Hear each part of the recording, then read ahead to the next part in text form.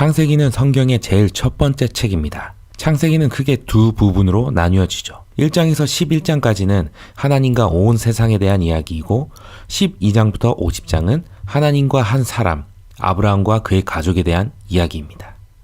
그리고 12장에 처음에 나오는 사건이 이 두 이야기를 이어주는 고리입니다. 두 이야기를 이어주는 하나의 고리가 성경 전체 이야기를 이해하는 힌트가 되죠. 창세기는 1장 2절에 쓰여진 대로 하나님께서 텅 비어있고 무질서와 어둠뿐인 세상을 하나님의 질서대로 세상을 채우도록 창조함으로 시작됩니다. 그리고 하나님은 생명이 번성할 수 있는 세상으로 만드세요. 하나님은 사람을 창조하세요. 히브리어로 사람은 아담입니다. 하나님의 형상을 담도록 창조된 사람은 하나님이 만드신 세상에서 멋진 임무를 수행할 수 있었어요. 즉 사람은 하나님의 성품을 이 세상에 나타내도록 지어졌습니다. 사람은 하나님과 바른 관계를 맺고 하나님을 대신해서 하나님의 뜻대로 세상을 다스리시는 것이죠. 사람이 이 임무를 잘 완수한다면 세상은 더 아름답게 번성하게 되죠.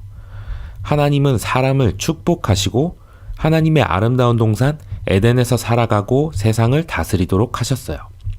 하나님은 사람을 영혼이 없는 동물이 아니라 생각하고 선택할 수 있는 하나님의 형상으로 만드셨어요. 여기서 선악을 알게 하는 나무가 등장하죠. 모든 세상과 사람을 만드신 하나님의 선과 악을 결정하는 기준이 됩니다.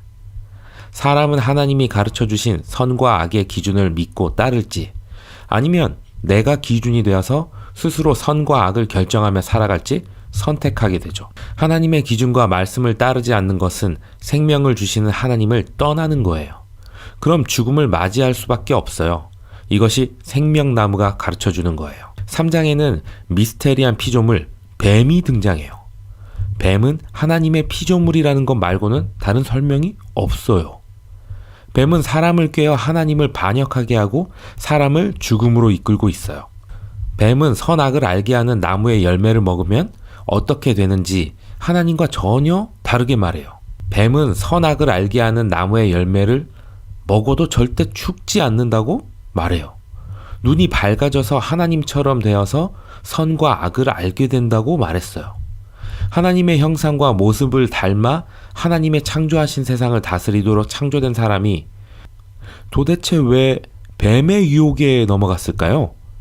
사람이 더 이상 하나님을 믿지 않고 자기 스스로 선과 악을 결정하게 되었어도 세상은 뱀의 말처럼 아무 문제가 없었을까요? 그때부터 세상은 죄와 죽음으로 망가지기 시작해요. 그 첫 번째로 사람과의 문제가 생깁니다. 남자와 여자는 열매를 먹은 순간 자기가 얼마나 약한지를 알게 되고 서로를 받아들이지 못해요. 그래서 옷을 만들어서 자기의 약함을 감추려고 합니다. 가장 큰 문제는 하나님과 인간 사이의 사랑이 깨져버렸습니다. 하나님이 오시면 반가워하던 사람이 이제 하나님을 피해 숨었습니다. 하나님이 그들을 부르실 때 아담과 하와는 누가 먼저 하나님을 배신했는지 서로를 탓하기 시작했어요. 여기서 이야기는 잠깐 멈추고 하나님이 뱀과 인간에게 그들의 행동에 따른 끔찍한 결과를 짧은 시로 말씀하세요. 하나님이 먼저 뱀에게 말씀하세요. 지금은 내가 이긴 것 같으나 너는 살아있는 동안 흙을 먹으며 결국은 패배하게 될 것이라 고 말씀하세요. 하나님은 언젠가 여자의 후손 중에 한 사람이 뱀의 머리를 깨뜨려 승리할 것이라고 약속하세요. 이것은 굉장한 약속이에요. 그러나 이 최후의 승리를 얻으려면 아주 무거운 대가를 치러야만 해요. 왜냐하면 뱀은 머리가 깨지기 전에 여자의 후손의 발꿈치를 다치게 할 것이기 때문입니다.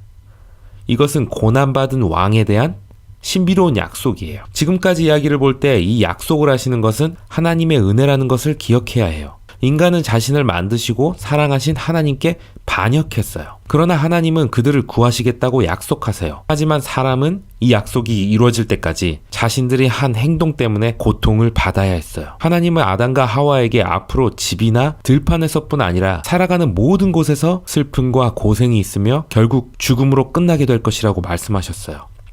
여기서부터 하나님의 아름다운 창조 이야기는 엉망이 되기 시작합니다. 3장부터 11장까지는 하나님을 버린 삶으로 인해 인간의 모든 관계가 망가져버린 모습을 보여줍니다. 가인과 아벨의 이야기인데요.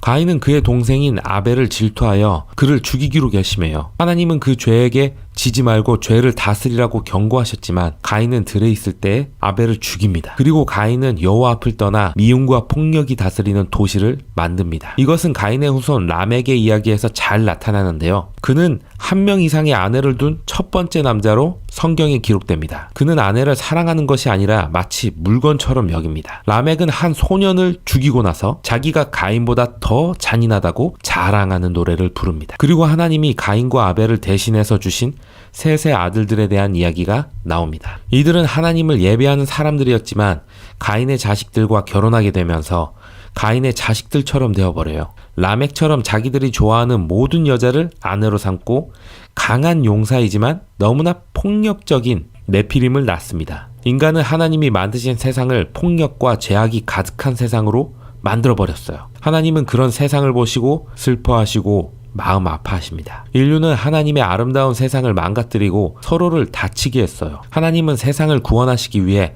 홍수로 인간의 죄를 심판하세요. 그러나 하나님은 하나님을 믿고 사랑한 노아와 그의 가족을 홍수에서 보호하십니다. 하나님은 노아를 새로운 아담으로 부르시고 아담에게 하셨던 것처럼 생육하고 번성하여 땅에 충만하라고 축복하세요.